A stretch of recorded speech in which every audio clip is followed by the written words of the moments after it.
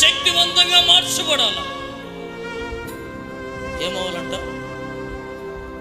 బలంగా ఉండటం కాదు, నాకు ఇంత కండలు ఉన్నాయి, ఇంత హైట్ ఉన్నాను, ఇవి కాదు. ఇవి లోక సంబంధమైనవి, శరీరానికి సంబంధించినవి.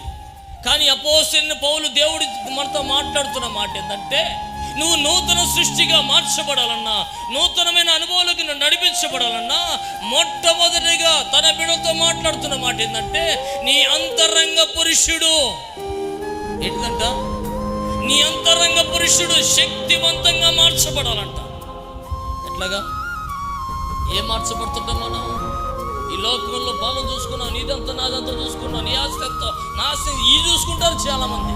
నా ప్రభు అంటున్నాడు ఈరోజు, ఏమంటుంది తెలుసా? నీ అంతరంగ పురుషుడు శక్తివంతంగా మార్చబడాలనే.